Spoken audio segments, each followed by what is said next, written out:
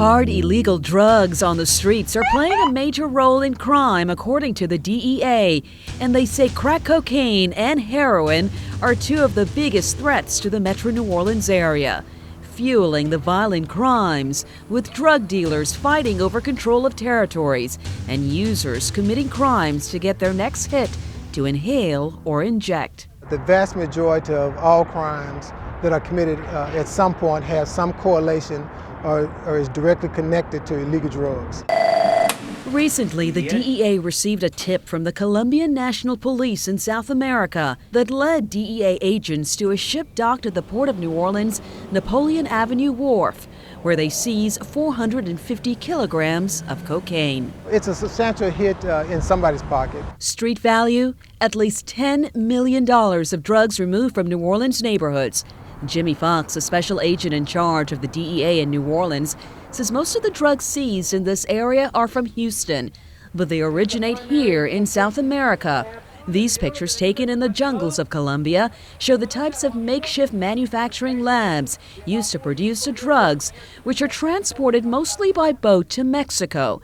From there, the drugs cross the border to Texas and eventually to Houston by smugglers who will use any means necessary, such as a submarine confiscated near the Ecuador-Colombian border packed with cocaine, and the puppies from Colombia discovered in New York implanted with liquid heroin. And almost 100% of the cocaine seized east of the Mississippi is reportedly produced in Colombia.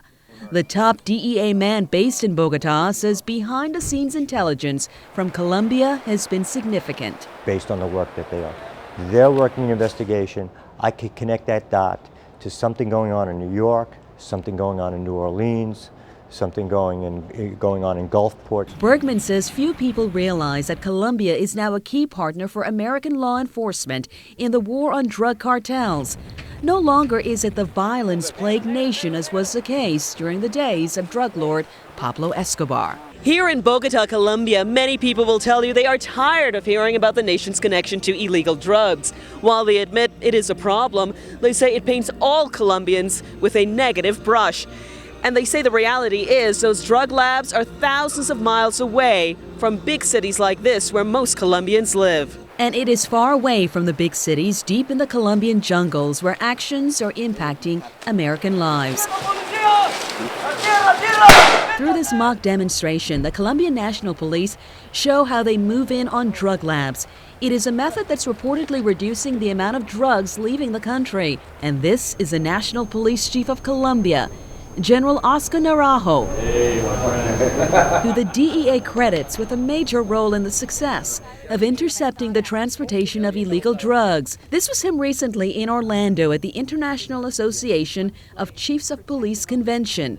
He is world-renowned for his expertise on dismantling drug cartels, because he spent the past 30 years doing just that. He now heads up the 170,000-strong Colombian police force that's targeting drug smugglers. His country's partnership with the DEA is one that dates back decades, and one both sides credit with disrupting the flow of drugs, from the cocoa farms in Colombia to the arms of American addicts and potential new customers. De hecho, el comercio ilegal con Estados Unidos. I can say without a doubt that the amount of drugs coming out of Colombia headed for the United States is continuing to go down. And what we have seen is that the Latin American drug traffickers are now looking for new routes and new markets for their drugs. He says instead of only South American routes, drug smugglers are now seeking new routes via West Africa and Europe to reach the U.S. because of Colombia's relentless destruction of the farms which produce the drugs. Fields of plants, including marijuana and cocoa leaves, are common in parts of the rural hills, except here it's grown and controlled by the police, and it's now a testing ground. This is the acid water. A perfect incubator, you can say, to learn what best destroys these plants. This summer, DEA agents learned firsthand how aerial spraying is eradicating more of the drug lord's crops, while at the same time not harming anything else around it. Ya no fumigamos solamente desde las aeronaves. In addition to the aerial spraying that goes on, we have people on the ground who go in and actually pull out the plants. And so by combining these two efforts, we've been able to be much more successful. And I should emphasize that over the last 8 years, the United States and Colombia have captured over 1,000 of the leaders of the different drug cartels.